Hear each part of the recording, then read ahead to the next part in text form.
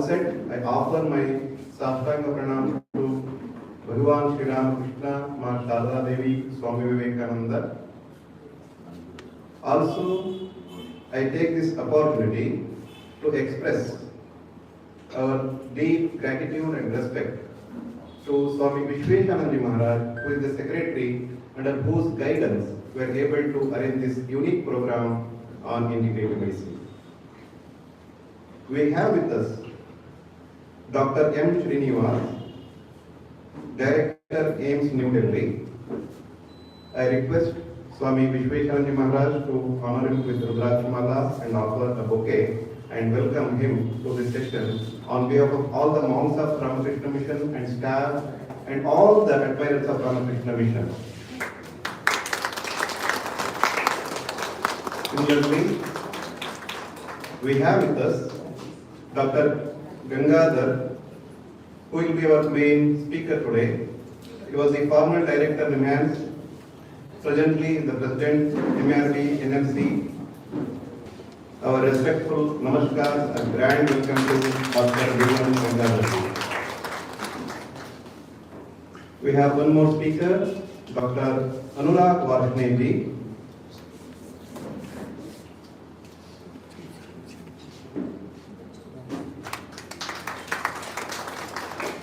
Vikas Garji.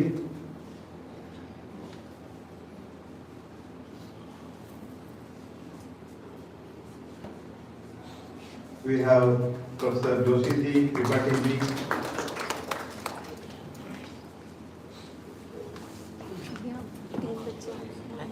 Today only we have started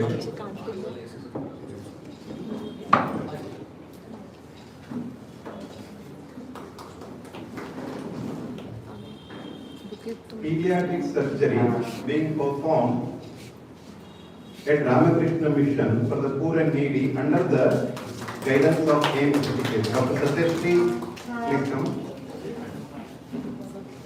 Dr. Satyashri has led the pediatric surgery team from AIMS Rishikesh. Today they saw patients in the OPD, they operated.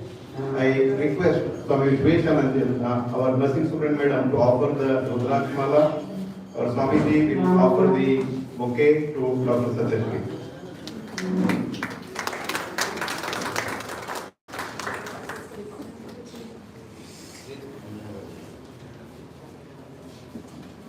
Thank you, Swamiji.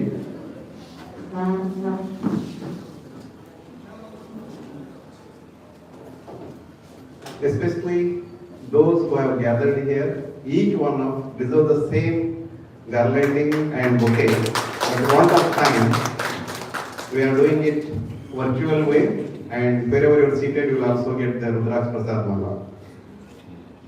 I extend a warm welcome to all our special dignitaries and chief guests, and all our staff of Ramakrishna Mission Sevashram, which includes our doctors, nursing staff and paramedical staff, and all our monks, brahmacharis, who have behind this continuously working to make this grand event happen.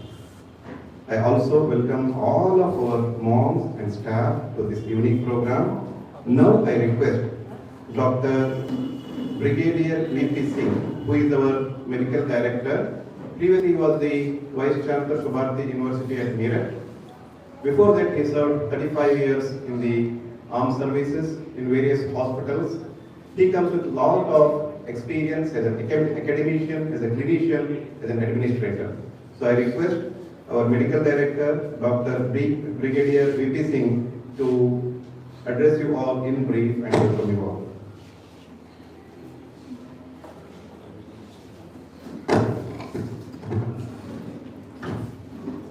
Good evening, ladies and gentlemen.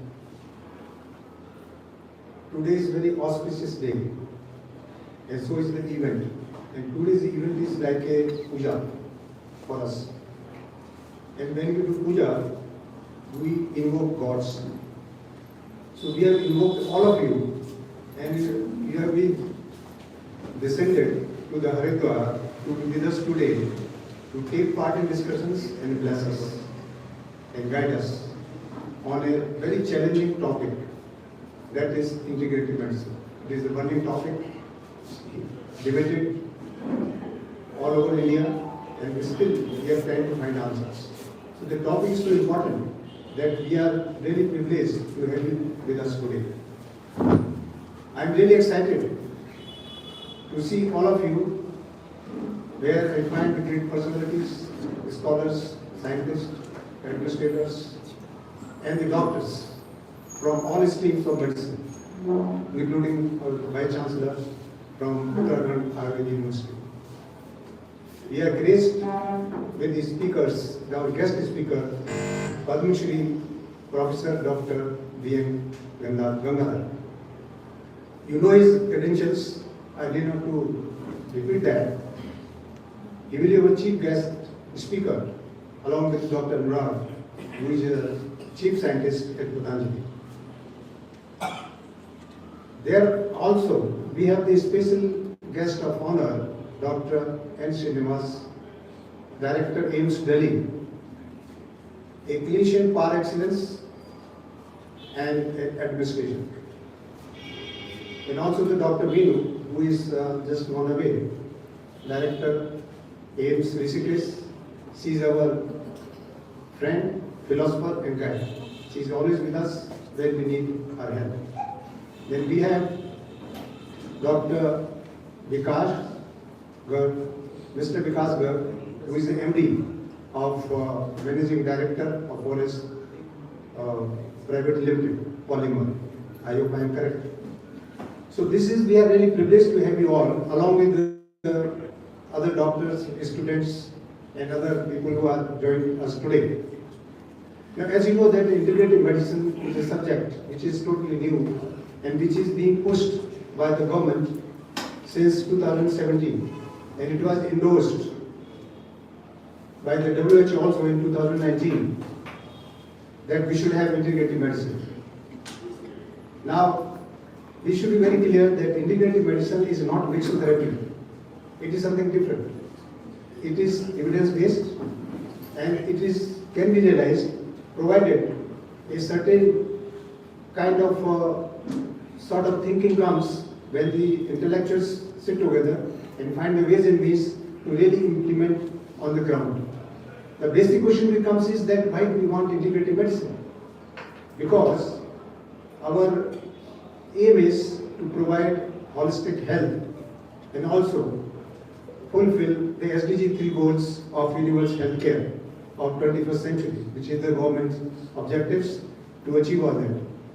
So this is not possible unless we find the right mix of the people, visionaries, and they sit together and come out with some kind of formula where it can be really implemented on the ground. So I will not take much time as far as integrative medicine is concerned, because you will hear from Professor B.M. Gangadhar, who is the master and who is the thing who started in his institute in Bangalore. So he will be the right person to answer your queries. Though we have so many times discussion on this, but it will be good if you hear him and then probably interact with him on this issue. I, as a medical director of this institute, which I joined just last month, would like to welcome you once again, all of you, on my behalf as well as on the behalf of Ramkrishna Mission Sevashram. I would like to add here, before I leave lecture, that presently the management of this institute has changed, so is the outlook. We have our Secretary Maharaj, who is an engineer himself and has a huge experience as medical administrator. And then we have a dynamic monk, which you all know, which I am talking to. He is himself allopathic doctor and the monk.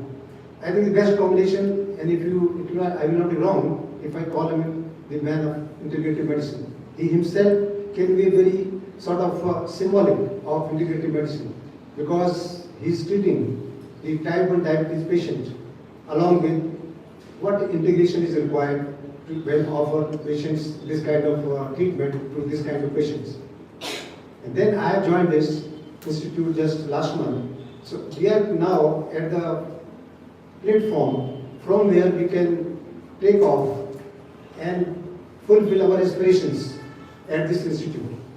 Now this institute, let me inform the House that this will be no more like, the hospital which people think that probably you are not aware of, I would say this way, that what we are doing here. You will be surprised to know, when I came, I myself did not believe the quality of clinical material here. Wonderful. I mean, it is such a place where it can be very good teaching material, because the cases which I used to see during my MBBS days, I am seeing all the cases here. So this is a wonderful thing. Therefore, we have decided that very soon we are going to apply for DLB courses, because we are eligible for that and we can definitely get it.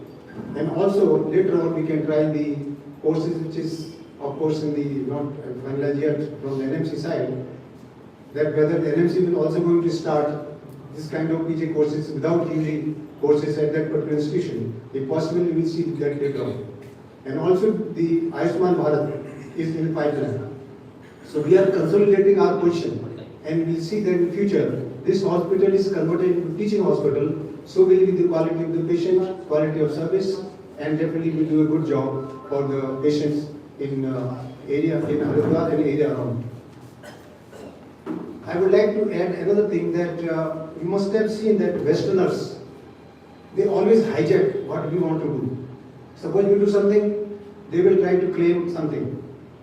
Like, for example, integrative medicine, the Dr. Andy Weir from Arizona, he has organized a world summit on integrative medicine. And he himself claimed to be father of modern integrative medicine already. So we have to be careful. So we have to rush out and see that we find a place, as we have done in case of Yoga Day, which could introduce, at least we would achieve something. And we should do this thing. So we should take care of these things. So with these, these words, I have concluded my talk. So thank you very much.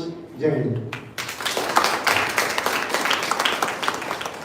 Thank you so much, sir, for your kind words. As we all know, today we have eminent guests with us, and we are eagerly waiting for their keynote addresses. So first of all, I would like to request Swami Vishweshanandaji Maharaj, Secretary Ramkrishna Mission Sevashram Haridwar, to deliver his keynote address.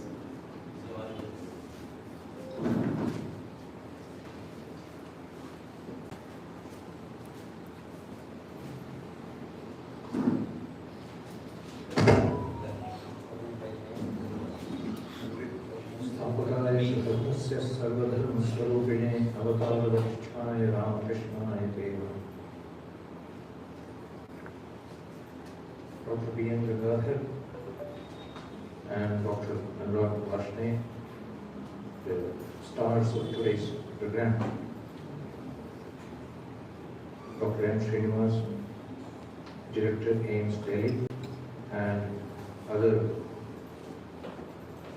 doctors and medical professionals gathered here. Namaskar and good evening.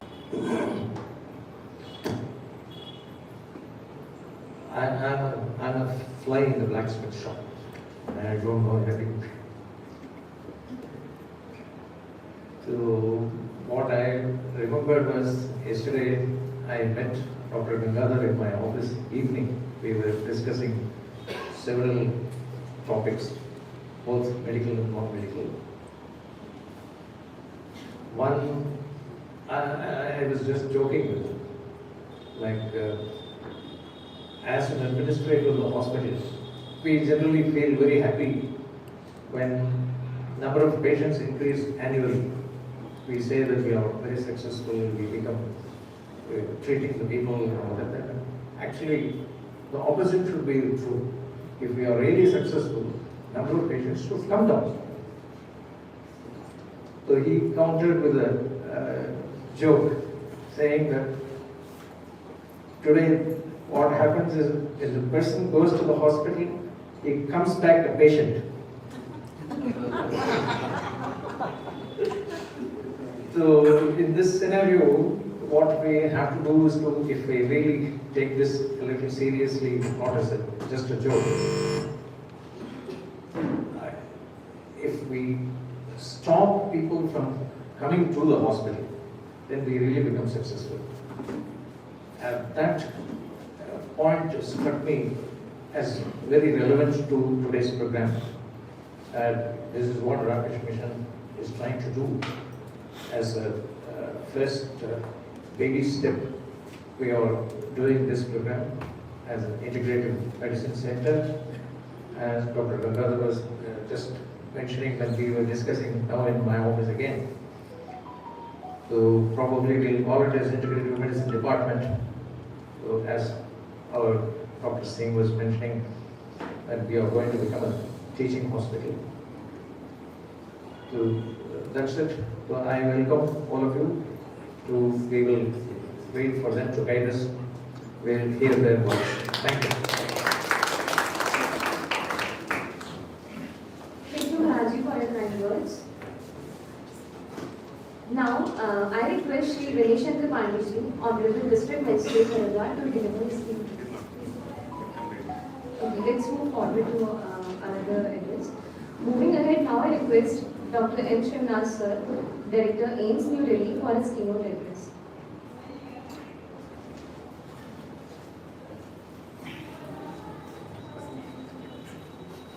Thank you. Namaskar, pranams to the monks, and namaskar to all of you. The keynote address is going to come. I'm not going to give any address now, except to say that this institution is a teaching institution. You are all teaching us. There are online teaching material which is happening. This institution is also integrative medicine because you can see there is an integration of the medicine with the other systems of medicine. This institution also has evidence in integrative medicine because you see you have a large cohort of the people with the type 1 diabetes on insulin who have been shown interest and they have decreased their insulin dose. Some of the people have gone beyond the insulin. So all this was just to say that you are blessed in this place and we have come from AIMS as a team. We would like to visit to you and then carry forward how we can collaborate with you in all aspects with respect to patient care, teaching, learning, research, and other things, whatever we can do. And then whatever you are going to take up the project for the post-graduation, the MBA law, we will be part of your whatever necessary support which we can give both from AIMS Delhi and the AIMS which kind of offering evening. With this, I once again thank the organizers for having invited us to us. A divine place, just Swamiji. Thank you very much. Thank you so much, sir, for the wonderful words.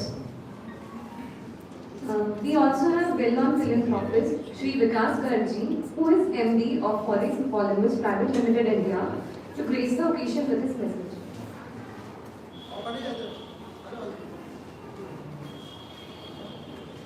Good evening, ladies and gentlemen.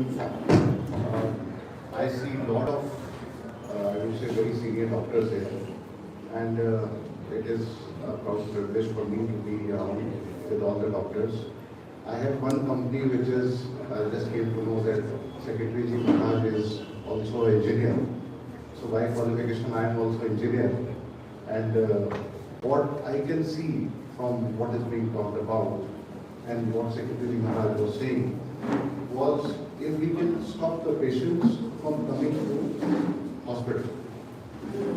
If you actually see, because I come from the engineering background, so in any manufacturing facility, we have got risk assessment and also preventive management, so preventive maintenance, which is part of the very essential part of the, I would say, manufacturing. Because if the machine breakdowns are there, then obviously, you have your production is lost. There's a lot of loss of value, money, everything. At the same time, when there is a failure, there is again a root cause analysis, and then there is a corrective and preventive action. I was just thinking, we think so much of the machines, we don't think, how to prevent the disease in the human beings. This human body is a unique, I would say, creation of God, wherein there's a lot of ways in which it can be repaired, because we all know, because if there is a problem, if there's, let's say, heart attack, you can't repair it to what it was actually. You can just make the patient live.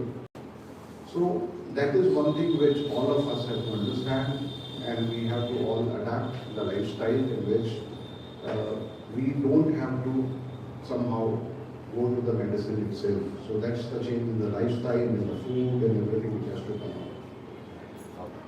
I'll share an example with you. I was doing, a kind of a steady life. Then for the last about a year, I gained weight. Now I was trying to lose weight. I couldn't do that. You must have heard as doctors also. Doctor, I don't eat anything, but I'm not losing weight. Now, engineer, obviously, engineer was thinking, what is this happening? Across whatever, there is some gap between the input and output. I took a small gadget which gives the calories which you are burning. What I saw was I am burning only 250-300 calories because of the lifestyle. I started working out. Now I am burning about 1200 calories, 1400 calories in a day. I lost around 8 kgs in 1 month. And I am heading towards losing another 8 kg in, let's say, next 1 month. So, probably, we need to keep count of what we are eating. The calories have become very concentrated nowadays. The junk food, as they say, the fast food. In a way, many of us need to understand the fast which we do. They make, Indian fast also as, lot of fast food, as they say. So, that's all. Ramkrishna Mission has been doing a wonderful job. During COVID also, they've done a wonderful job, I would say. It was the first institution. I remember Swamiji, he went to DM Saab along with, and we were also in the meeting. He said that we want to treat the patient wherein patient attendant would stay with the patient. This was a unique thought, and that really gave wonders. And I saw all the staff of Ramkrishna Mission, even Swamiji, going to the patients himself, talking to the patient, touching them. He said, if COVID has to happen, it has to happen, but I have to reassure my patient. So that's the kind of service which Ramkrishna Mission has been doing. I really congratulate Ramkrishna Mission for the new initiative which they have done, and I really hope that it will be a great success. And it will be a great service to the society. Thank you so much. Thank you so much, sir, for your kind words. Now we move ahead to listen to our today's eminent respectful speakers. First, I request Dr. B.N. Gangadharji, who is basically a psychiatrist by profession and served at Nimhans Bangalore as consultant psychiatrist and retired as director of the institute. After that, he continues to be Professor Emeritus Integrative Medicine Department at Nimhans Bangalore. Also, he is presently working as President, Medical Assessment Rating Board, National Medical Commission, Government of India. Also, he has various awards to his name like C.V. Raman Vishveshwaraya by Karnataka State and Padma Shri by the central government. Also, he has various number of publications in his name. We are very happy and fortunate to have such a renowned personality to talk on the topic evidence-based medicine. Now, I request Dr. Gangadharji to deliver his talk. Please.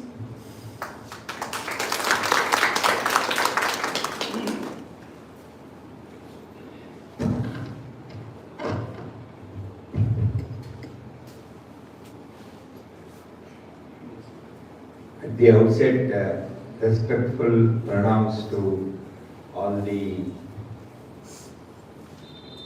monks who have sacrificed their life for the benefit of the society. Indeed, it is their inspiration which makes me work in this area of patient care. I am happy that I have received this invitation to be with all of you and in this important activity of building integrative medicine. I also wish my colleagues who have come from other premier medical institutions led by the director of AIIMS himself and of course the AIIMS Rishikesh as well.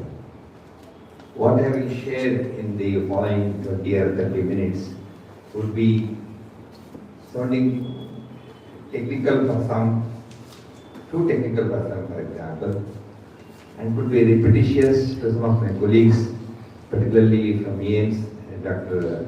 R.K. Yadav and Dr. Rima Dada, who have listened to me earlier in some other meetings.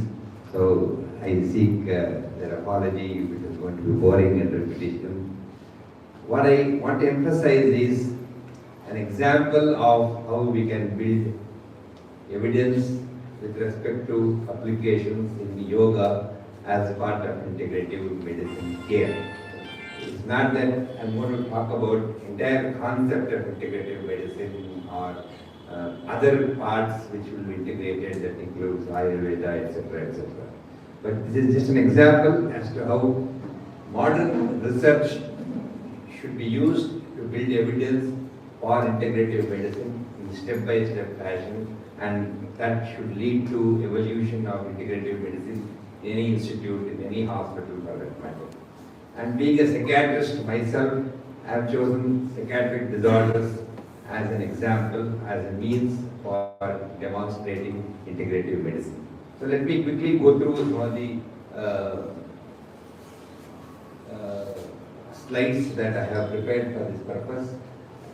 Essentially to impress upon you that yoga research has been building. Although this was done in December 21, this graph was made. Between December 21 and as of yesterday, close to 1,000 more articles in PubMed have gotten indexed when you search for the word yoga.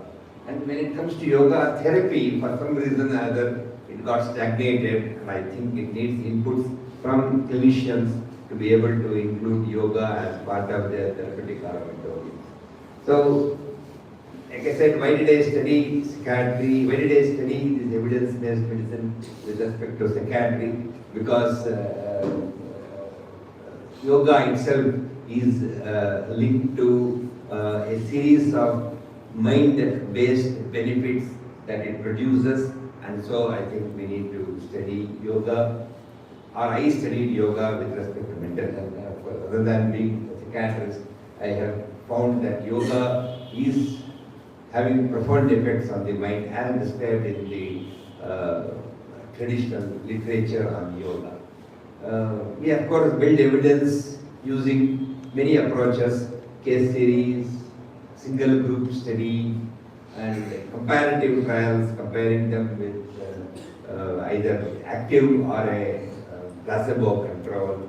You do it randomized, or also use the double-blind investigation, and you do multi-center studies to build evidence, and then you replicate, confirm those findings, conduct a meta-analysis, find out how good is the effect size in a given intervention for a given disease, and of course add to this biomarker studies.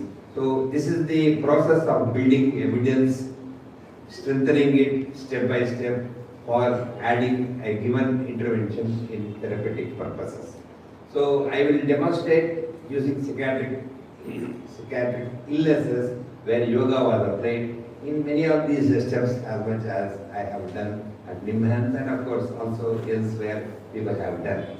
Mind you that I must compliment the AIMS Delhi team here, who have done the similar research on a much wider range of clinical services. Although I am talking about psychiatry, mental health, I know that there are many conditions starting from cardiology to ophthalmology. There are many areas where such research with yoga has been done already in New Delhi. I'm sure those will also be, you could possibly interact with them and get them to present those things at some other point of time, to be able to see a reason why in a general hospital like this, integrative medicine with yoga should happen. So case series, you usually use it when you want to introduce a treatment totally unconventional. Hitherto has not been heard. You want to try that. So one or two cases you do. Very often case studies or case series become so strong in our mind as good enough evidence to use it. I think we should not stop that. This is a step first step. And very often we hear clinicians, whether it is Ayurveda or yoga or allopathy, we say, this treatment I gave and these people got better. It's totally all right, sensational. Dramatizing from single case reports has to be very cautious, but it of course it helps to make you start a series of cases to collect and then go on and to investigate. Like for example here, using yoga as a monotherapy, as a primary therapy, was not something that would be seen as conventional in an allopathic hospital. And so a case series was presented. But then there are many problems. I said you cannot interpret case series as good enough evidence. It could simply happen that the patient has improved on their own without even having to put this treatment into application. So the evidence for cause-effect relationship is also very limited, and that's the reason case series has to be seen as an entry point to build evidence and not the entire evidence itself. Although you could perhaps dissect out some data in the case series and see that there is perhaps some more evidence into this. For example, in this case series where there are some people who had defaulted once the treatment was introduced and they did not participate fully into the clinical study. And in all these people who did not participate ended up as non-remitted individuals. Whereas, of course, even those who continued, a proportion did not remit, but nonetheless, all who were not given treatment or not receiving treatment or not adhering to the treatment were unremitted. So it gives a lead that this treatment has perhaps a benefit, and so you perhaps have to go on to look at a dose-response relationship to a given treatment, even if you are going to do it as a single group study or a double group study. For example, here, thrice a week yoga was practiced, and more people got into a remitted state compared to twice a week, where the rate at which the treatment was introduced was lower and the response rate was also slower. If you see people below the red line in the thrice a week group, more people were below the red line vis-a-vis that in this group, very few numbers of people. So it again gives a dose-response relationship to yoga, and that would be the next evidence. You of course have to do comparative trials. Comparative trials, compare it with treatment, with yoga, for example, which we did here, with the medicines that we are giving, or with a combination of both. This is a non-randomized comparison, and all the limitations of non-randomized comparisons apply here. So it looks like that the patients chose a given treatment, and so we went on to give them yoga. It is possible those who were most predisposed took yoga, and so they got better. Although they were all similarly ill at the time of starting, I don't want you to accept it as the yoga was better than drugs in terms of reducing the antidepressant, reducing the depression score. So there is some evidence that yoga works, but nonetheless difficult to say that this comparison is in favor of yoga at this point of time. So people say in all these three groups which you saw here, all the three groups were actively treated groups: yoga, medicines, or yoga with the medicines. What if nothing was given? Would they have gotten better as much? So here calls for a placebo, and it's a challenge to introduce placebo in yoga research studies. What can be the placebo? In drug studies, you can have an identical looking capsule, ask them to swallow it. Or even if, for example, Ayurveda decoctions are used, an identical decoction can be given. But how are you going to have a decoction or a similarly looking capsule when it comes to yoga? What is it that would replace in terms of yoga without letting the patient know that he is getting yoga, without making sure that this is actually having any therapeutic benefit? So this challenge is very difficult, and we don't think this has been overcome satisfactorily anywhere. So for most people use different components of yoga being removed, making it less potent. For example, in this study, we removed one of the very potent component of the Sudarshana Kriya Yoga, the cyclical breathing that happens towards the end of the procedure, and we call it as a partial sky. The full sky was the conventional Sudarshana Kriya Yoga that was given. As you can see here, 75% got remitted when you gave the full sky, when only half of them got remitted when you gave the partial sky. This again indicates there is some benefit of some of the components, but not necessarily a true placebo effect that was generated. 50% got better. Another approach to do this is when something is going on, you drop that treatment for whatever is the reason. And this happened accidentally in this study where people were getting multiple interventions in different elderly care homes, which included yoga as an intervention, counseling, cognitive retraining, etc., etc.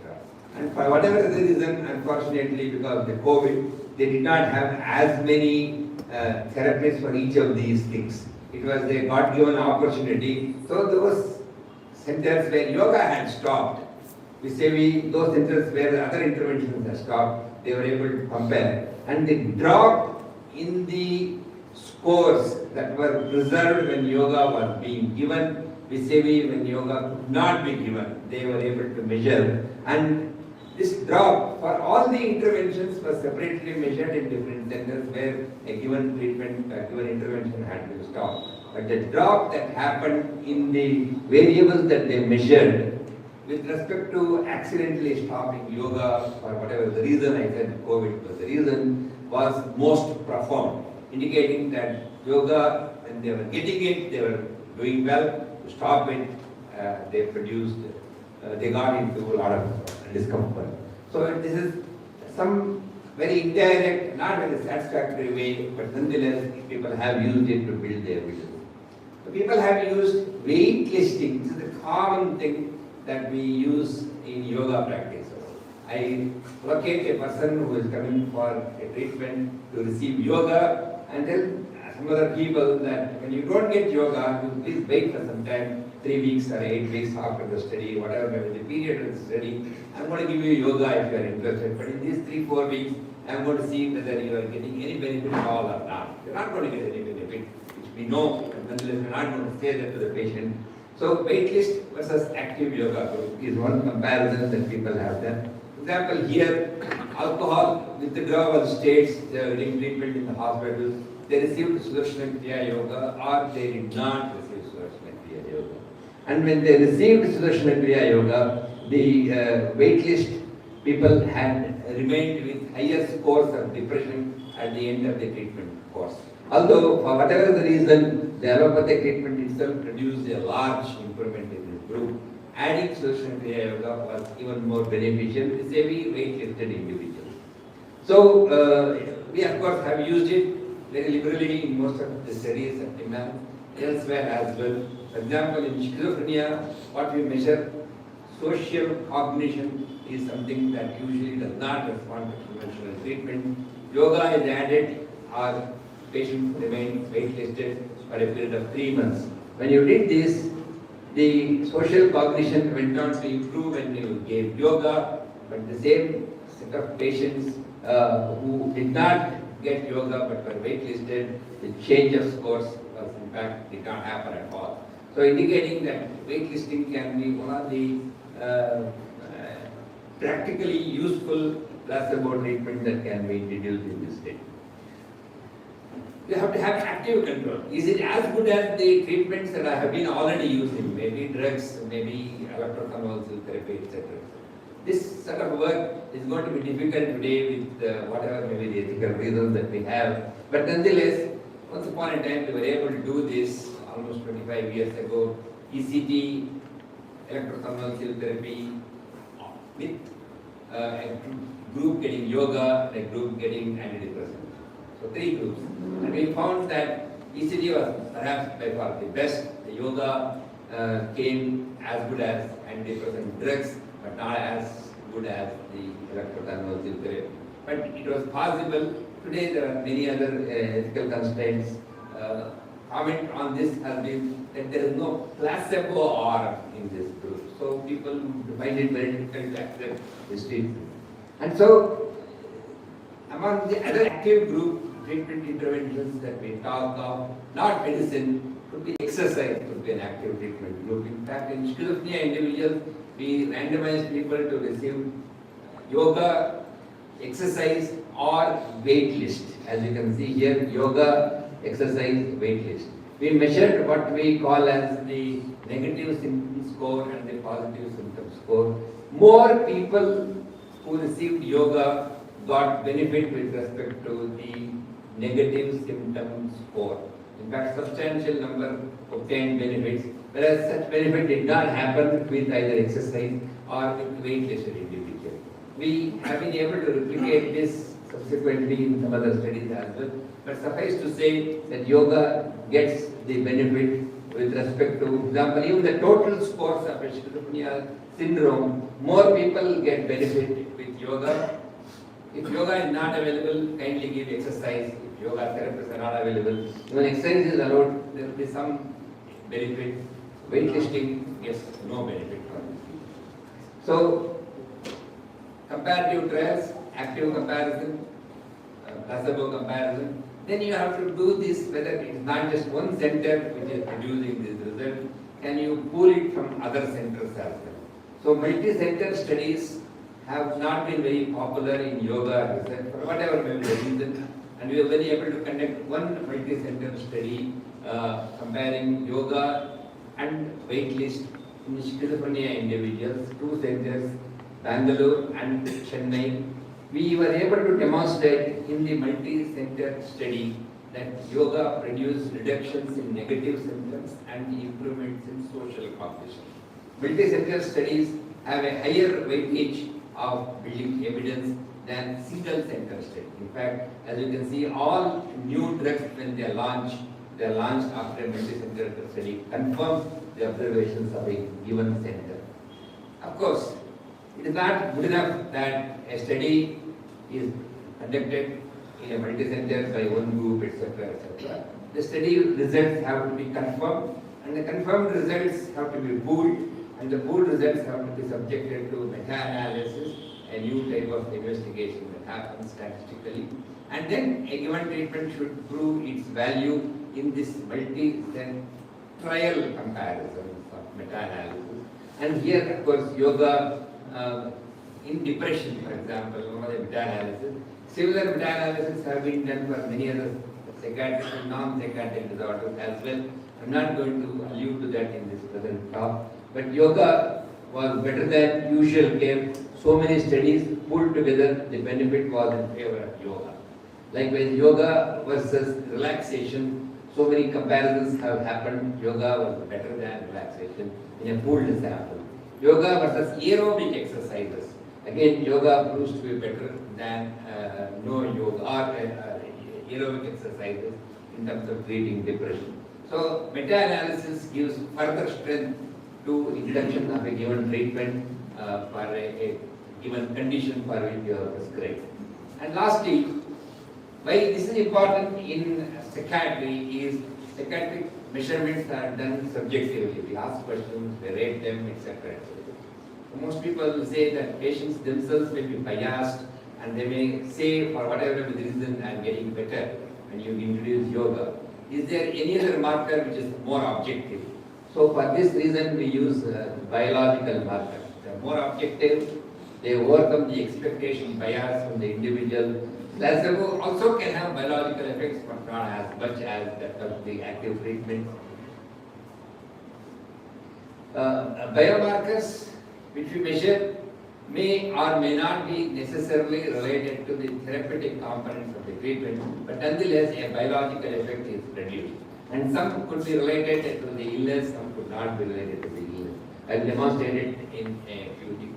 Any change in a biological parameter could be mere epiphenomenon, but may not be related to therapeutic effects. So this is another criticism. So there are plus and minus points, but nonetheless, if you can demonstrate a biological markers change with a treatment, related to the clinical effects, then your strength of using this biological marker becomes very high. We have not been able to effectively demonstrate it in all biological markers. But a few things I will just put as an example. P300 is a cognitive event-related potential which you measure from the scalp, event-related potential. And you gave yoga, for example, in groups of depression, mild and severe depression, yoga was given. This amplitude was lower in depressed individuals when compared to healthy individuals. Over the course of 3 months, the treatment with yoga as the only intervention, they went on to get better and acquire the values that of the normalized, normal healthy subject. So indicating that this change, which was not there earlier, happened over the course of treatment. One evidence of a biological marker effect. We know, of course, chanting Om is a very important component in most yoga practices. We examined whether Om produces any biological changes. We looked at Om making a change in the brain physiology. For example, some of the brain centers which are very highly excited when an individual is very emotional, and those centers of the brain, what we call as the limbic centers, actually become deactivated. They function less when you chant Om. The yellow spots are indicative of those parts where after chanting Om, the brain became less active. And these centers are those centers which actually produce a lot of emotional effects in an individual. And we know that Om chanting, most people say it makes you feel relaxed. In fact, in the New York Times, once upon a time, although today they write much against our country, once upon a time they wrote a headline article, front page article, just chant Om. That was the title of the article. And of course, Om chanting became very popular at this point of time and continues to remain a part of the treatment of many yoga procedures. People use it in psychiatric or other conditions as well. Om chanting or any other yoga practices feel you relaxed, and one of the mediators for this relaxed feeling is GABA, an inhibitory neurotransmitter in the brain. And people have shown that this inhibitory neurotransmitter in the thalamus actually increases following yoga practices, even in depressed individuals. In this particular article, they also found that the GABA level reduction increases that happen in depressed individuals was related to reduction in their depression symptoms scores. This was done by some other author, but this is another biological marker which you can study. Today, thanks to technology, magnetic resonance spectroscopy can actually measure this chemical in the brain live when the individual has just completed yoga practices without having to take any blood sample, etc. This study demonstrated that the levels of GABA increased. Of course, there are methods where levels of GABA can be measured by other techniques, what we call as the transcranial magnetic stimulation, what we call as cortical silent period. I'm not going into the details of how we measure this. The length of the silent period is a measure of the GABAergic activity on the brain. And in depressed individuals, for example, here, they have a lower value compared to healthy subjects, which we know. Depressed individuals have lower levels of functional GABA activity compared to healthy subjects. And when you divide them into either walking or yoga, walking produced improvements in depression, but these GABA levels did not necessarily change. But yoga produced both improvements in depression and also increases in the GABAergic activity in these people. We have recently published this article. Again, another biological marker which will give us evidence that a given treatment, for example, yoga, benefits this individual. This is something very often studied. Levels of cortisol in stress increases. In depression also it is high, and following treatment they lose the cortisol levels. For example, yoga alone, medication alone, not many people lost it. But when you added yoga with medication or without medication, more people lost the levels of cortisol. Mind you, again, this is not a randomized comparison, but nonetheless, 65% of the people who received yoga lost the levels of high levels of cortisol in their blood, and this is a good biological marker which people have investigated elsewhere also. So yoga reduces cortisol. Yoga reduction in cortisol was related to the drop in the depression score. The cortisol dropped, the depression score also dropped.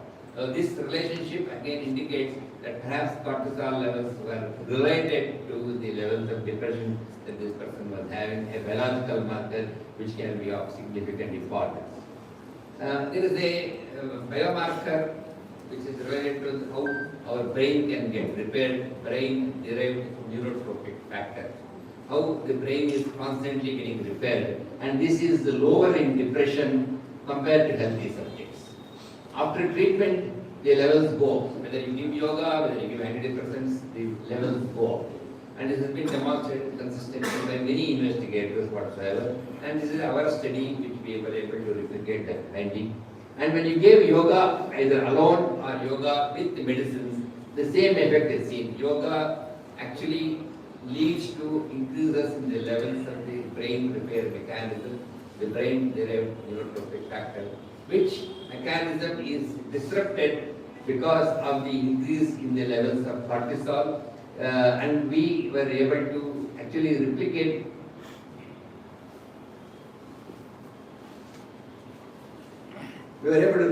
this finding of yoga causing increases in the levels of BDNF in a more recent study after almost 10 years of interval between the first study and the latest study.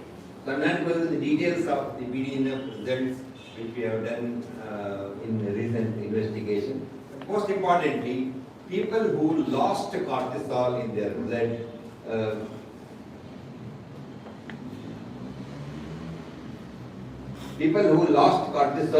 blood actually produced very high increases in the brain-derived neurotrophic factor.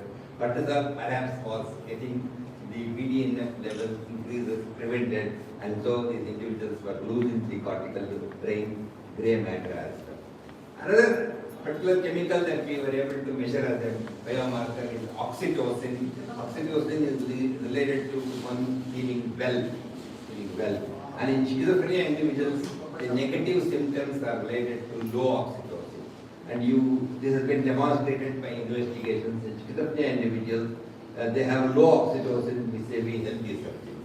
And you gave yoga produced increases in the levels of the oxytocin in these individuals, whereas weight-tested individuals did not show this similar effect. And in these people, the social cognition also actually got better, so also their negative symptoms. So, towards the end, I also want to know what actually is happening in the brain. I gave one example of the home chanting, what it was producing, and I'm going to give two examples, functional and structural changes that will happen. This is a resting state fMRI, and we know in schizophrenia individuals, some of the networks are not working. And so these networks are not very coherent, and so schizophrenia symptoms actually go on to develop illnesses. And so I'm not going into the details of how this is recorded. This is a resting state fMRI investigation, where people have shown that in schizophrenia individuals, some of the networks are poorly coherent. And what happens after you gave yoga?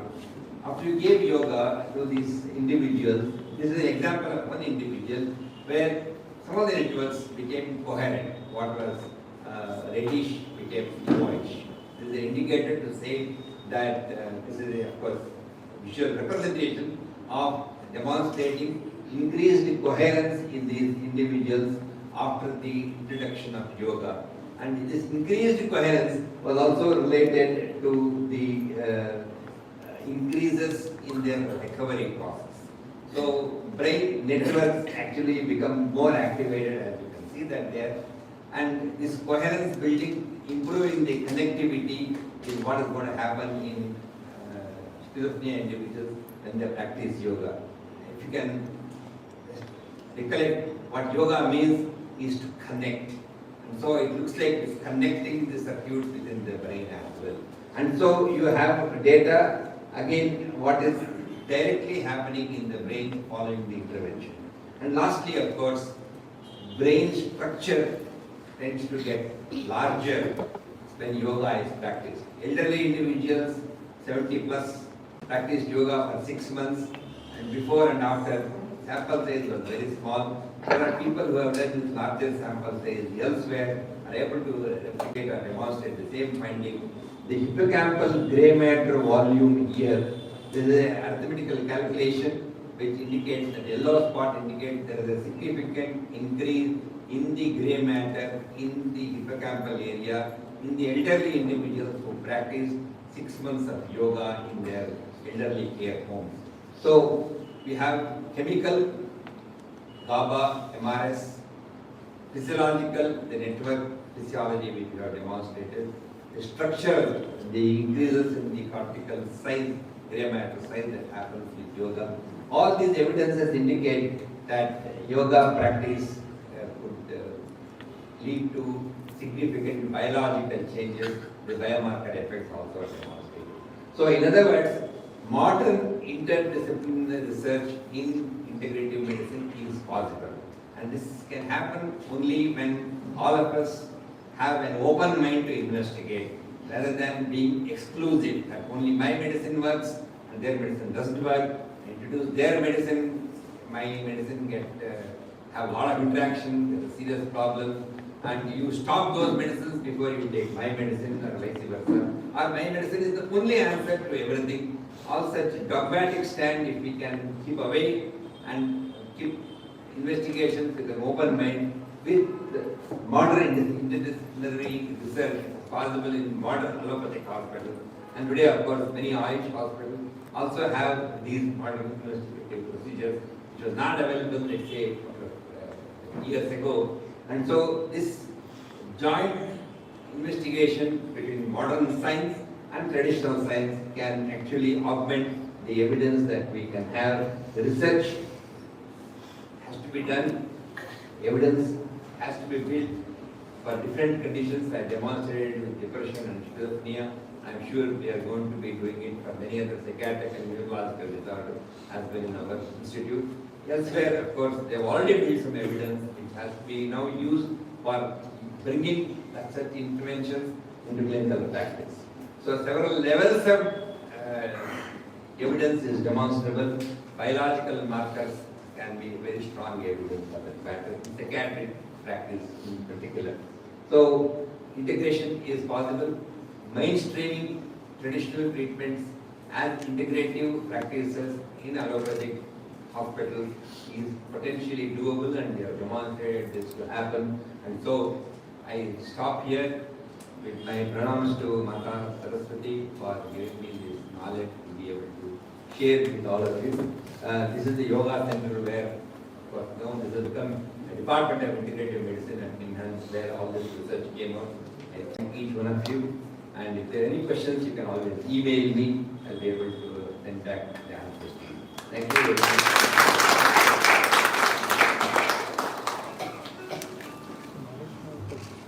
Thank you so much, sir, for your wonderful and well-informed presentation.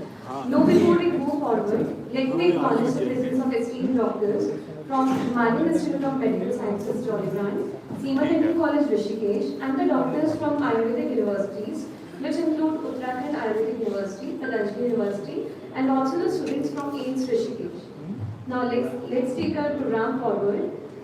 We have Dr. Anurag Varshne, who is currently leading Patanjali Research Institute as Vice President, Drug Discovery and Development. Dr. Varshne is a seasoned drug discovery and development professional with 22 years of research and managerial experience.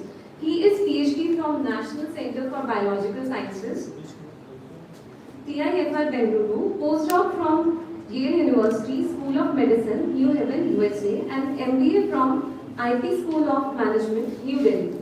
He also worked at several other institutes prior to joining Patanjali. I request sir to please address the guidance with the time words.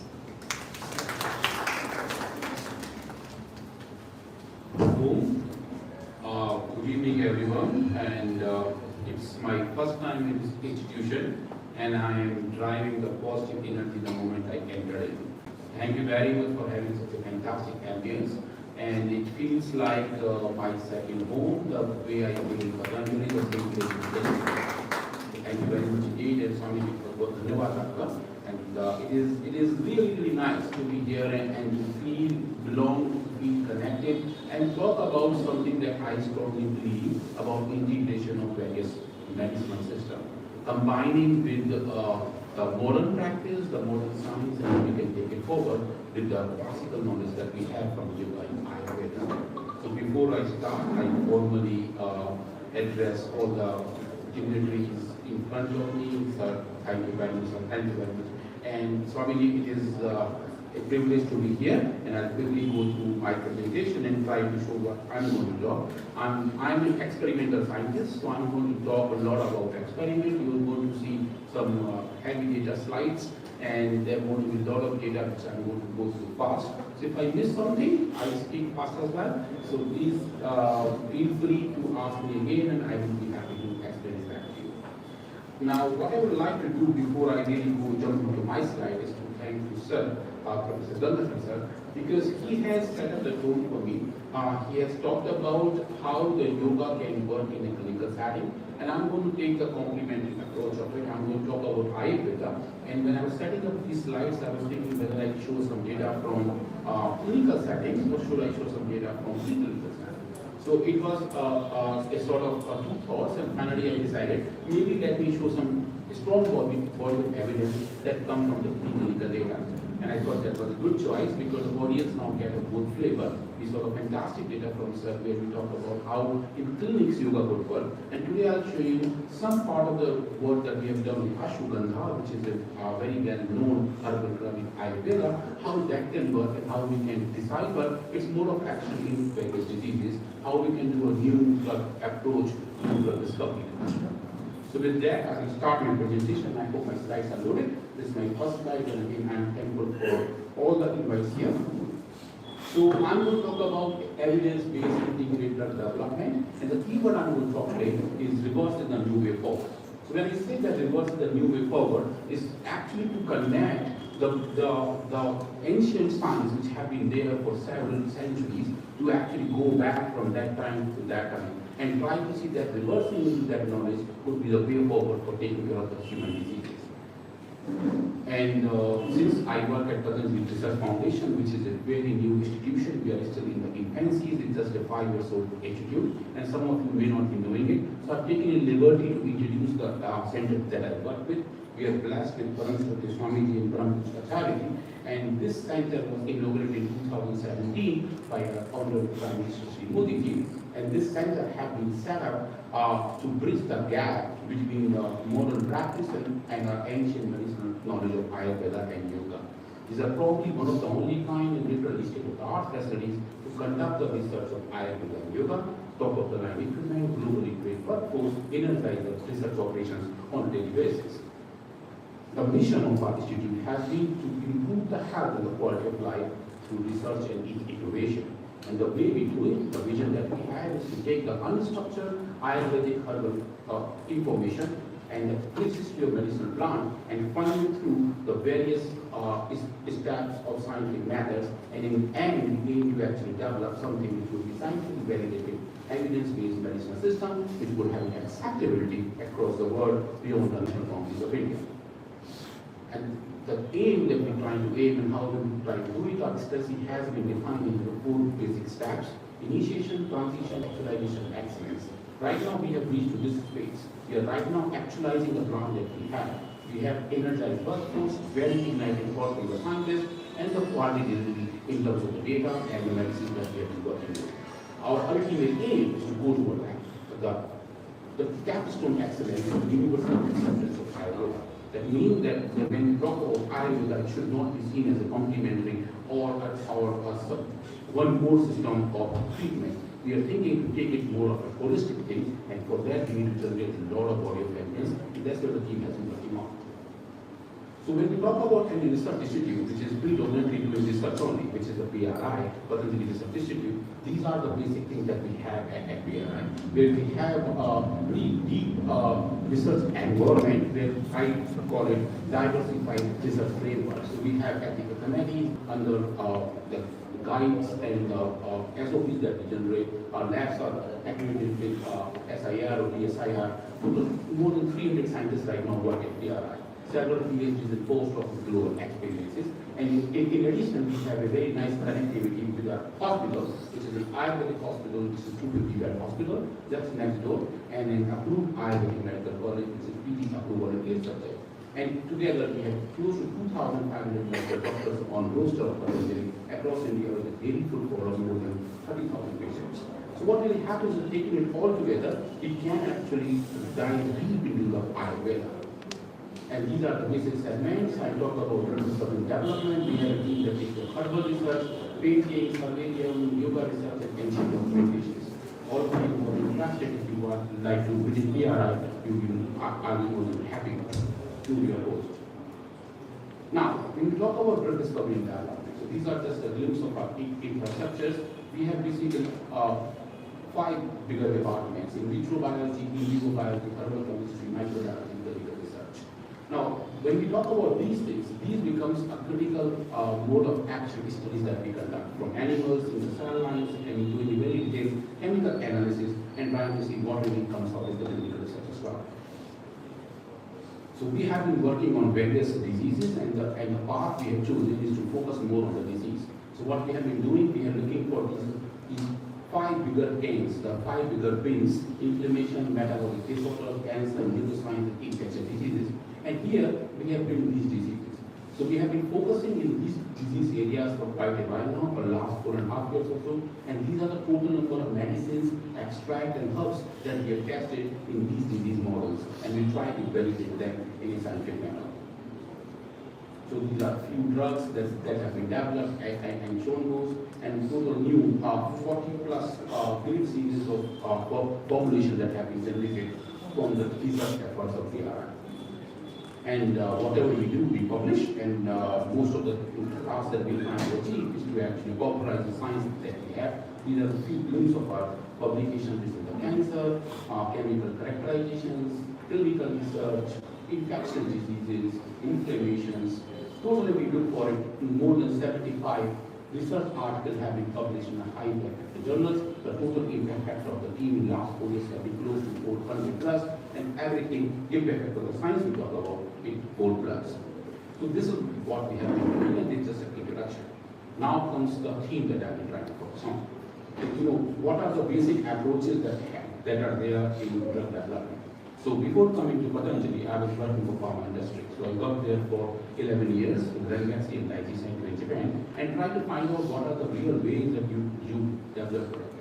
In my experience of 11 years, I worked for maybe like 25 different projects, and none of them has really hit the clinicals, because they are in a clinical trial stage, but they have not come for the clinical practice, because it takes a lot of time, a lot of energies, and a lot of variables which actually becomes hard to control. So in the traditional forward pharmacology approach, if you synthesize a molecule, you test either doing an in vivo or in vitro experiment, and then you confirm the targets and try to take it forward. What you do in reverse pharmacology, you go other way around. For example, here, in reverse pharmacology is inspired by the traditional knowledge. The routine path of drug discovery is actually from laboratory to clinic, is reverse from clinic to laboratory. For example, if I'm talking about ashwagandha, I'm talking about giloy, I'm talking about neem, tulsi, all of these have been in the clinical practice for scientists. So we know that they have an impact, that they can be taken up.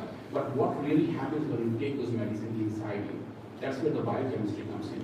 You can actually then try to find out if there is a specific effect of any extract that we are focusing on. That means you take the information from clinics and go back to the laboratory and try to find if there is a body of evidence that you can generate in a time-dependent, quality-dependent manner, then the acceptability of the whole system might get better. So that we really worked on, and we have been focusing a lot on reverse pharmacology. So the conventional path of molecule mice to man in our laboratories is from man, mice to molecule. And by doing this, we are not letting these two things going out. The first and foremost is safety, because whatever the drugs you use, it has to be safe. So you have to decipher that it has a pretty good safety margin. And second is efficacy, which is a matter of validation, because we know efficacy exists from our ancient knowledge. Ayurveda have been in practice for so many years, so we know if you give it, it's going to give some efficacy, but you need to validate that as well. So we try to balance both of them, the safety and efficacy, and trying to find if these Ayurvedic drugs have something that can be used. So how do you strike the much needed balance? In the world we are talking about integration, how the integration can be done and how we can go forward. So what we call is a golden triangle approach of drug discovery. So that would mean that there's a triangle, we have Ayurveda, traditional wisdom we have, and we have modern science, which include technological advances. When I say modern science, it means high-end microscopy, high-end equipment, talked about MRI. All of these technologies are actually the discovery of modern science, where the physics, chemistry, and biology has moved forward to develop new ways of looking at the whole problem. This, and when you combine with the modern medicine, what we now call evidence-based clinical practice, and if you combine it all together, we would be able to get a golden triangle. So that's what we are trying to do. PRI has been working pretty significantly on this approach. Now here comes a case study that what we have been doing, and we have been working on close to 300 different test articles, and the team has been very densely populating those in a very significant manner. And what I'm trying to show here today about ashwagandha, and most of us knows ashwagandha. Can I have a raise of hand? How many people knows ashwagandha? Size of people. So most of you know ashwagandha, right? So in ancient medicine, ashwagandha has been used as a root. So the root of ashwagandha, it's a medicine which is there and is having been used in the classical Ayurvedic text as a medicine. But Ayurvedic texts are silent about other part of the plant. There is a nice flower, there are good fruits, there are very quality seeds, and the whole plant exists as well. So when we talk about drugs in Ayurveda, Sir can actually attend more about it, we do not have new drugs come in the Ayurveda for last 240 years, while the other systems have been working. Somehow we miss that on that we need to develop something new as well. Why that is happening, there may be some reason, maybe that we have colonial invasion, things might have gone different way, whatever that might be, but the opportunity exists now. We can look for some new medicinal plants which are not described in our classical text, or we can look for the plant parts whose function has not been described. For example, ashwagandha. So we know the roots have been described, it is there and has a good potency for doing many things, and there are a lot of Ayurvedic folks here, they would know much better than I do that what this root can do. But there is no information about these parts. And since the nature has packed them, there has to be something good. So how about we start looking those and try to see if they can be used for a drug in future or can be done right away. So we did a lot of experimentation, we generated various quality of extract, different kind of oils from different part of it, and tried to generate the biological evidence for it by doing an in vivo biology and in vitro biology. That would mean we did a lot of cell line trials, including different human cells, and tried to see the effect of these extracts on those, and also did a lot of animal experimentation, generated animal model of human diseases, and see if any effect of these extracts would have. But before we go, as I said about toxicology. So since Ayurveda has no information about the whole plant extract, and there was some concern that using these leaves of ashwagandha might cause some toxicity, and there was some guidance from various forums that we need to be careful before using this. So we thought if we need to be careful, let's look, is it really safe to use? So we did in detail 28-day tox study in rats under GRB, which is good laboratory practice as per the guidelines of OECD, and we are taking the ashwagandha whole plant extract. And we found that for 28 days, repeat dosing up to the dose of 1,000 milligram per kg per animal, we found that these extracts are completely safe. And we published this in scientific reports last year, and could show that really these extracts, these information can be taken up further. And these are just the data that the change in the body weight for these dose groups and the feed consumptions for male, female both, there was not really any change up to the doses that we have tested. We have also looked for histopathology of various tissues. We have taken all the vital organs and other organs too. Close to 30 organs were tested for all the doses that we're doing it, and we found that there's no gross pathology or histopathological changes observed in any of the taking very high dose of Ashwagandha whole plant extract. So now what we can do, I talked about toxicology, let's talk about pharmacology. Can we do some mode of action studies which can be taken further for doing the research? So we did the basic experiment with seeds, because these were not reported, and we did some very fancy extraction by something called supercritical fluid extraction, where we take carbon dioxide, we put it at a very high pressure, which has become liquidified. We take the powder of the seed and then extract that powder into the liquidified carbon dioxide. So whatever the oily component of those seeds would have would get dissolved into the polar liquid. And later we filter it out and release the gas, and then in the end we get some very pure quality extract, which would be oily extract from those seeds. Basically we purified good quality oil from these seeds. So this is the first time, again, there's a pioneer work that has been done by Patanjali Research Foundation, where we have shown that these seeds from Ashwagandha contains a very good quality oil. Close to 11 to 12% oil exists in these seeds, and then we check from these seeds can we find various medicinal effects. So we developed animal model and we look for psoriasis and antimicrobial and antibiotic effect against Salmonella enterica. Just now, before we started the meeting, we were having a little chit chat in the office of Swamiji, and Professor Vinu Singh was saying that there may be a potential looking for antibacterial from the herbals, and I'm very happy to report that we have got some seismic information that we can take it forward. From the whole plant, we generated hydromuconic extract just to get the maximum amount of it, generated a very specific bidenone-enriched extract. Bidenone is a compound which is present inside Ashwagandha, and we could actually do a very high-end chemistry to enrich the extract that contains this compound on it. And then we tested that for SARS-CoV-2. During the SARS-CoV-2 time, we could see whether this extract can control the interaction of SARS virus with our host proteins. And we also look for the effect of this in sporothrix infection, which is a fungal disease. This was a work that was just completed and came in press last month. And in addition, we also did some roots experiment to try to find if those root extracts have been shown to have some effect which have not been reported. So we did a lot of gap analysis and find that for peritonitis, there is not much data in the effect of these roots that we taken up. So we set up this model as well. So a lot of things were conducted, and I'll quickly go through those data. And pardon me if I go too fast. I know I'm anyway speaking too fast, but if I go through the slides faster, please raise your hand and stop and repeat myself. So this is the supercritical fluid extraction that I was talking about. This is the extractor that we had in our laboratory, where we put the seed powder here and collected the oil from there by putting a lot of good quality carbon dioxide through that. And I'll just show the anti-psoriatic effect of that. So when we take any of the test articles, whether it's an oil or it's an extract, we do very high detail chemistry. Analytical chemistry is our core competency at PRI. So we did gas chromatography, and we could find that it contains a nice quality fatty acids. So these are the fatty acids which are known to have a good impact on skin health.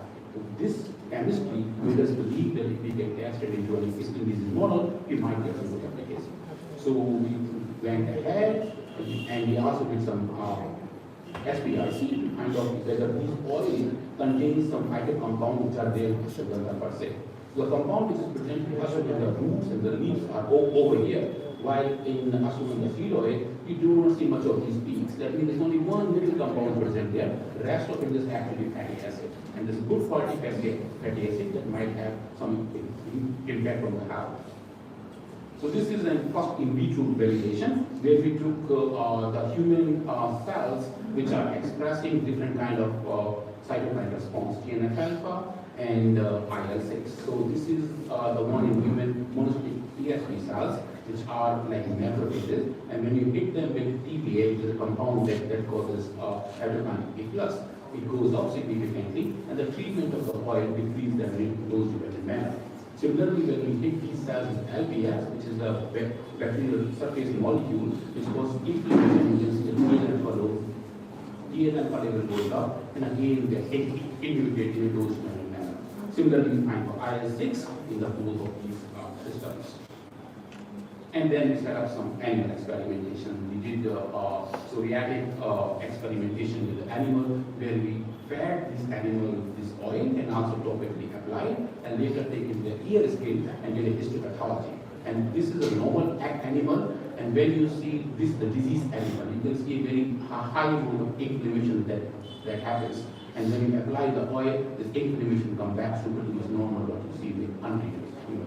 These are the parameters that we have picked up, and we found that the application of this oil really had a good impact on the psoriatic capabilities. And this we published in Biomolecules much later on the same hypothesis. Second thing we look for Salmonella enterica. So I will very quickly here that we could see that the growth of the bacteria would inhibit by this oil in a dose-dependent manner, with an IC50 coming close to 6 milligram per ml. And then it also affects the mortality of the bacteria. We could see that if the bacteria is mobile this way, when you actually put the soil, the mortality has been affected by looking at different swimming or swimming capability, which actually is very clear from an untreated versus oil-treated symptoms. And we also look whether if this is happening, what is the pathway for this and how that might be happening. Apparently, the application of this oil disrupts the cell wall of bacteria, so it leaks out all the potassium and nucleotide in a dose-dependent and time-dependent manner. And then we think if that is the case, what is the real big problem with the bacteria is actually generate biofilms. So can we look for the biofilms of this bacteria which have been generated on artificial surfaces? And the biofilm has three main components. One is the initiation, second is the maturation, third is the complete formulation. So we look for all three parameters. So first is the initiation. This is the initiated, and when you apply it, you see that actually the initiated biofilm get dose-dependently decreased by the SSO, which is the seed oil.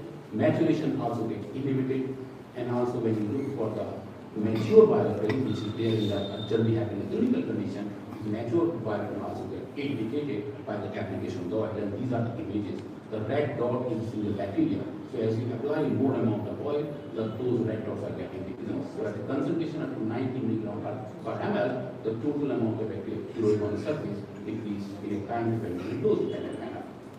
That we got published in the phytomedicine as well, and try to show this oil has some normality that can take it over for the anti-infective component too. Now comes the critical part. This we did most of the work we did during COVID times.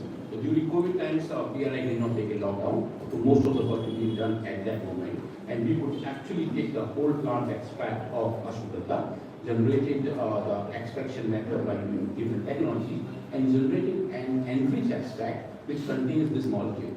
So this molecule is bidenol. And we have shown by doing a lot of computational study, by doing molecular talking, that this compound in fact affects the interaction of SARS-CoV-2 protein with the host protein, which is ACE2, angiotensin converting enzyme 2.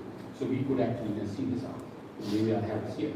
So this was done with our molecular modeling team. This is the host protein ACE2, which is on the cell surface of our lung cells, and this is the receptor binding domain of SARS-CoV-2 spike protein, and this is bidenol. So this interaction actually seems to block very well by doing the computational modeling.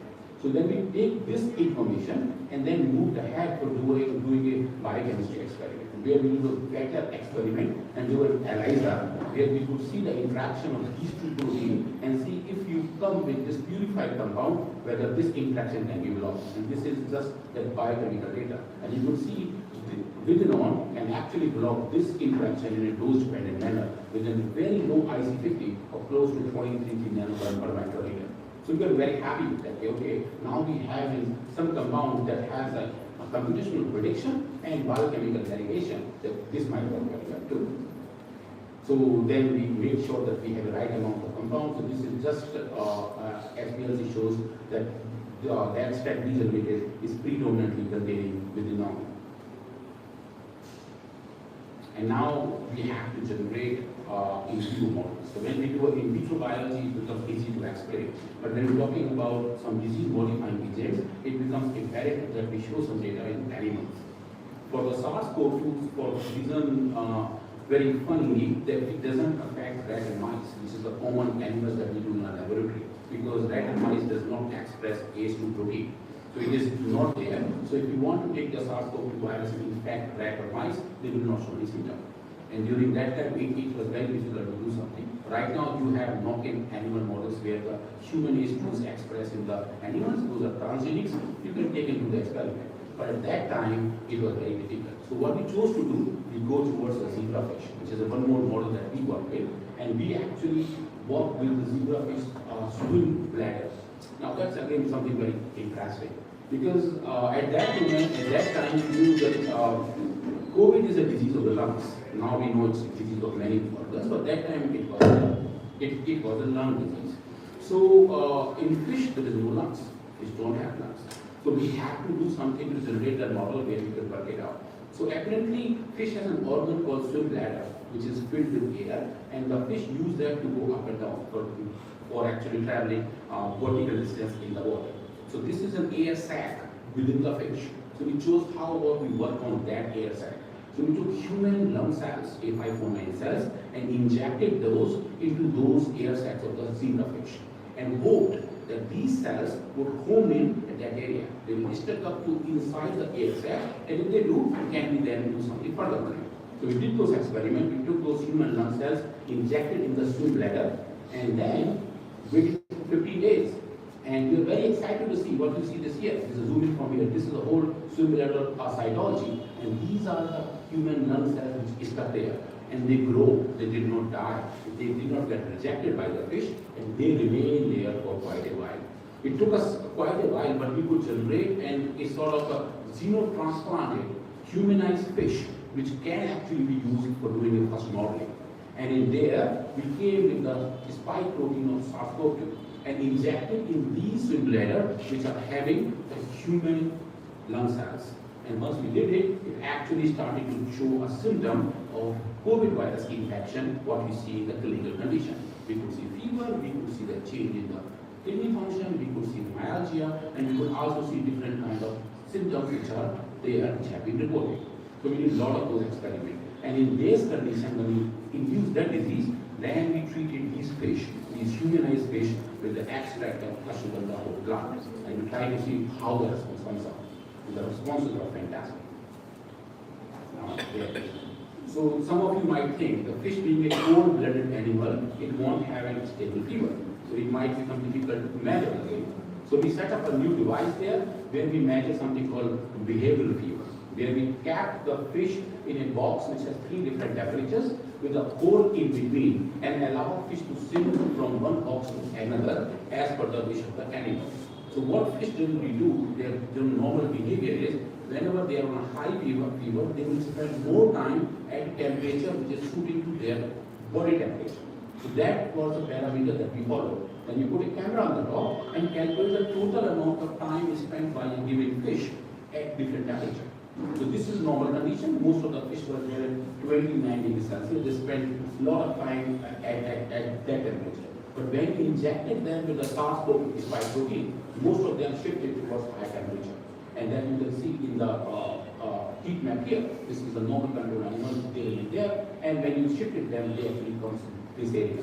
And when you treat them, you fed them with the well-known-rich extract, then most of animals start to move towards the lower temperature. That means their fever phenotype was getting towards the normalcy, and then take it forward. And then we could show it really works the way we are hoping. So a lot of experiments was also done. I'm not showing all of it, but that have been published in Drug Design, Development and Therapy, where we talked about the birinol from this extract really attenuate SARS-CoV-2 RE interaction, and it controls the pathophysiology in a humanized zebrafish model. That have been actually cited very well, and it was, I think, probably the first paper where we could show that any herbal extract, any medicine that is originated from the thought of Ayurveda could have an impact on the COVID disease. And additionally, from the whole plant extract, we could show that Sporothic globulosa, which is a very unknown fungus, actually called it's called rose gardener's disease, because it grows in the soil where the rose plantations are there, and it generated a lot of itching. we could see that this extract, this is the normal fungus that we are doing, that you see in the plate, all these dots are from the colony. When you give this extract to this plate, you see in a dose-dependent manner, at the highest dose here, most fungus are found. And this is the inhibition curve, and you see it's actually decreasing in a very nice manner. And again, this has the pretty much same pharmacokinetics that we have. We could also show the pathway that it does. It actually induces hypotonicity in the fungus, and the fungus is normally here converted to this situation, which is pretty much same what we see for amphotericin B, which is a very well-known antifungal drug in the modern medicine, which again gave you the press in a very nice Peter's journal, which is neglected and tropical diseases, and we could show really this herbal extract would have a capability as an antifungal. Now, for the roots, I will very quickly show that these are the known compounds in ashwagandha, which have been tested and trial and tested by at least 100 different research groups across the world. And these are sort of signature compounds that you see, which are there in use. And we could see that if you take those root powder and do a lot of in vitro biology, you could see that it controls TNF-alpha, IL-1 beta, and IL-6, and can also modify NF-kappa B, which is a master regulator for these three. In vivo model, in the animal model, we generated peritonitis by setting up an injection of LPS inside the peritoneum, and could measure different cellular, histopathological, and biochemical parameters, and could show that when you look for various amount of cells in the peritoneum, lymphocyte, monocyte, neutrophils, and total cells, the extract here actually have a very nice dose dependency. In these experiments, we use dexamethasone in parallel, which is a drug that was very good, a steroid, and in most cases, the effect of dexamethasone and ashwagandha extract was non-inferior to each other, significantly pretty much similar. And this again is histopathology of the liver, that we could see that whatever sort of for hepatocellular hypertrophy, which was induced very high in the diseased animal, ashwagandha extract would bring it back towards normality. This is normal animal, this is diseased animal. You can see big amount of cells there, there is hypertrophy of these hepatocytes, which decrease back towards normal with the ashwagandha treatment. If you got it, if you plant down medical treatment as well. So the reason that I try to show so much of data and try to actually convince, because there's a lot of medical practitioners here, is this, that there is a lot of potentials in ayurvedic drugs. The type of evidence that we are trying to generate is pretty much the same way you would do if you are generating a new novel synthetic drug, and you will have an in vivo proof of concept, what we call in vivo POC, and that actually makes a candidate to go to clinical trials. So these kind of data we generate a lot in drug discovery areas of pharmaceutical industry. But in Ayurveda, if we are generating this, it convinces many people for doing integrative trials. That means if we have a patient which are suffering from the disease that I talked about it, they can be given as a course therapy or extended alone therapy, as Sarah shown for yoga. A monotherapy works. In this case, monotherapy also works. We have been generating a lot of clinical data as well. We are conducting several clinical trials at various parts of India and now beyond as well.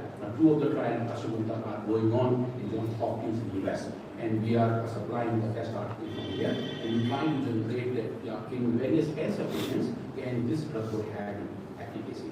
So the extract that I showed about it in the last slide is the same extract that have been tested now in Johns Hopkins. So we are taking it forward. So the consideration that I have been thinking, and the whole team at Patanjali, with the blessings of Acharya Swami, has been to actually generate scientific evidence-based Ayurvedic medicines, which can be taken further, where there are two bigger considerations and challenges I personally think. In Ayurveda, we talk about a lot of different herbs, but within herbs, we have a lot of variants as well. For example, if you take ashwagandha, you collect it now or you collect it sometime in December, you might see a change in the different cytosolic composition. If you collect it from Haridwar versus you collect it from South India somewhere, you will see different kind of changes too. So when we're talking about a drug, there has to be standardization. There has to be a clear chemical fingerprinting that has to be done. So that whenever we talk about the efficacy or therapeutic impact of any drug, we will be sure what we're giving to the patient or what we're testing as in test after. So what we need to do, we need to make sure that we have the right amount of plant marker for any drug that we are doing. So the team at Patanjali have been developing these sort of information which might become standard to test any herbal drug that we are focusing on. Now we are moving into genetic barcoding to identify the drug as it is. So what we do is there are specific genetic signature of each plant. So we do a lot of RT-PCR and generate the data to show that you can barcode for a specific herb. And once we barcode it, then we are sure that it's at the right amount of right purity we are looking at. And as I talked about geographical location, cultivation technique, harvest time, raw material marketing, these are the biggest challenges. So we have been working on those and trying to make sure that we do not have a bigger impact of these challenges on the herbal drugs that we are working on. And why these scientific evidence we talked about have a claim substantiation for Ayurvedic medicines. The master goal is to have an enhanced global reachability and acceptability. We believe Ayurveda is our science, we believe it is good, we believe it will have a good impact, but people outside here do not believe that. So we have to make them believe by giving the body of evidences. It can come from the preclinical science that I talked about it, or from the clinical science that Sir talked about. At Patanjali, we are also generating a lot of clinical data too. So maybe we talk about it some other time. But at the end of the day, we need to have an enhanced global acceptability, which would make Ayurveda as a standalone therapeutic option for most of patients who want to take that. And then aligning Ayurvedic rationale along with the theories of modern science using modern scientific techniques. And that we have been trying to have in the aim and the mission of our institute, and demonstrating the conceptual robustness of ancient science. That's where we are actually having the foundation of. That we know what have been done by our ancient sages and all the people who have been working hard for so many centuries. It was robust as a concept. So we need to demonstrate that and show that clinically they have the same relevance as they can show further. Because we believe, after all, seeing is believing. So what you see, you believe. So generating evidence, body of science that actually take this forward. So it comes back to our vision. So we want to offer the whole world the science of medicine from the oldest medicine knowledge base, which is Ayurveda. And with this, I come to my last slide by saying it, Survey will come to Sukna, Survey will come to Vinamaya, and we work on the same line. And this is the So if there are any questions, please feel free to ask. But I again thank all organizers for calling me here and giving me an opportunity to talk about it and get to know so many people and meeting my old friend Dr. Yadav in the audience as well. So thank you very much again.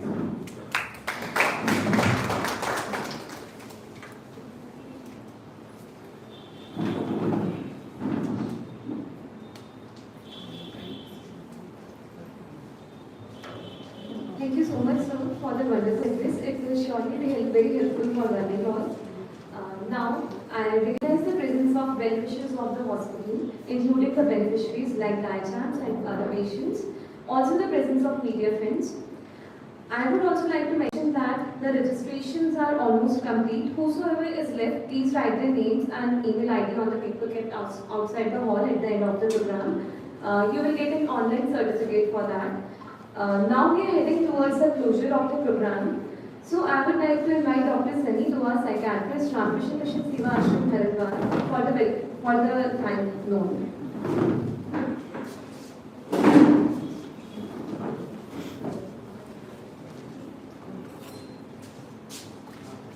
Good evening to all. I, on the behalf of Swami Ramkrishna Mission Sevashram family, would like to express my deepest gratitude to all the chief guests who are present, Gangadhar sir, Vikas Dev sir, and all the eminent speakers for being the part of this occasion. All the senior faculty members from the other fraternities and from Himalayan University, from AIMS Rishikesh, thank you to all.